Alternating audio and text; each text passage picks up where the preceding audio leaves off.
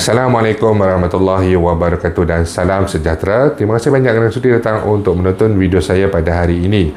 Seperti biasa, bagi mereka yang baru pertama kali datang untuk menonton ke channel saya ataupun mereka yang masih lagi belum subscribe, saya mohon jasa anda untuk subscribe ke channel saya.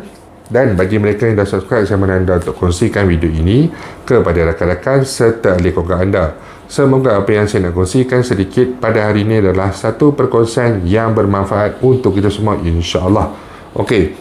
Jadi beberapa hari yang lepas saya ada berkongsikan berkenaan dengan rayuan untuk bantuan keluarga Malaysia bagi mereka yang berstatus tidak lulus ataupun gagal.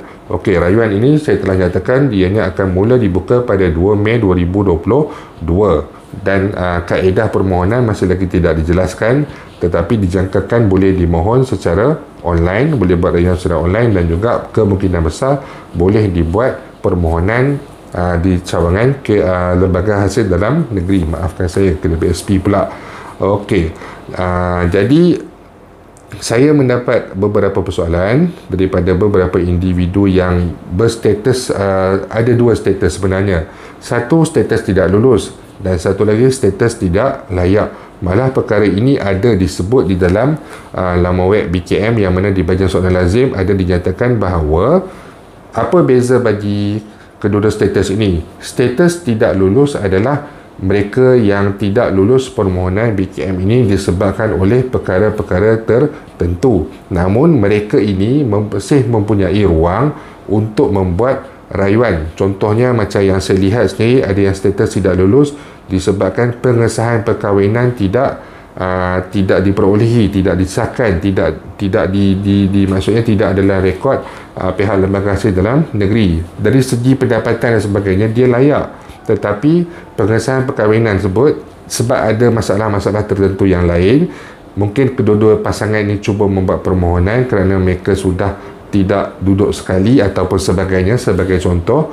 Jadi pihak lembaga hasil melihat perkara ini terdapat ada sesuatu dispute ataupun ada satu masalah, disebabkan itu penerima ini tadi berada dalam status tidak lulus. Jadi dia perlu membuat rayuan dengan mengemukakan dokumen CJ kahwin dan juga perkara-perkara yang berkaitan untuk membolehkan dia mendapatkan bayaran BKM. Okey, itu bagi mereka yang berstatus tidak lulus.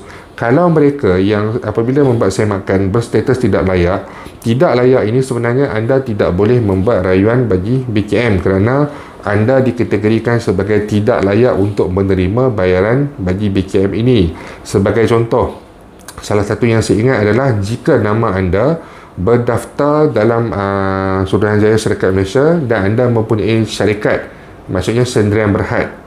Kalau yang penerima JKP sebelum ini, enterprise dan sebagainya, partnership, itu kalau anda berada dalam kategori pendapatan yang melayakkan anda untuk mendapat BKM, anda akan lulus, anda akan dapat bayaran BKM anda sebab JKP dah tak ada. Tetapi bagi mereka yang ada pendaftaran di dalam syarikat sendirian berhad, Firdaus Selamat sendirian berhad sebagai contoh, jadi apabila memiliki pendaftaran sendirian berhad ini, ada ownership terhadap sebuah syarikat, sebuah company, jadi si pemohon ini tadi, ataupun pemohon lah, bukan penerima, akan berada di dalam status tidak layak. Dia tidak boleh langsung untuk membuat rayuan. Malah jika dia hendak memohon untuk mendapatkan bayaran bantuan ni, dia terpaksa keluar daripada dia punya registration tu, pendaftaran sendirian berhad tu. Contohnya pada tahun ini dia tutup syarikat tu.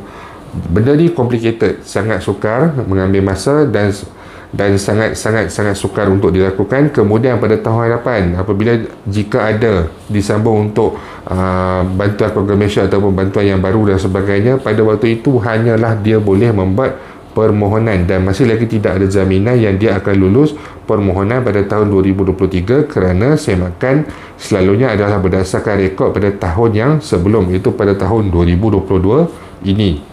Okey, itu beza antara status tidak lulus dan juga status tidak layak. Tetapi jika anda merasakan masih kurang berpuas hati, seperti yang dinyatakan oleh pihak lembaga hasil dalam negeri, mereka yang berstatus tidak layak ni, anda boleh berkunjung ke cawangan lembaga hasil dalam negeri untuk mendapatkan penjelasan yang lanjut. Dia dah tulis dengan jelas mendapatkan penjelasan yang lanjut, dia tidak tulis untuk membuat rayuan. Jadi sebenarnya tidak layak ni memang tidak boleh membuat rayuan. Sebab apa tidak layak?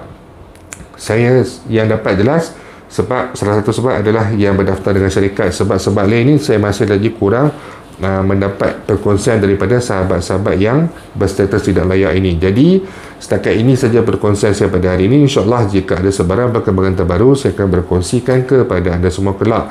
Bagi mereka yang mempunyai sebarang persoalan, sebarang pandangan ataupun sebarang komen masalah, anda boleh utarakan di ruangan YouTube ataupun di ruangan Facebook saya, Firdaus Selamat channel. InsyaAllah kita akan jumpa lagi.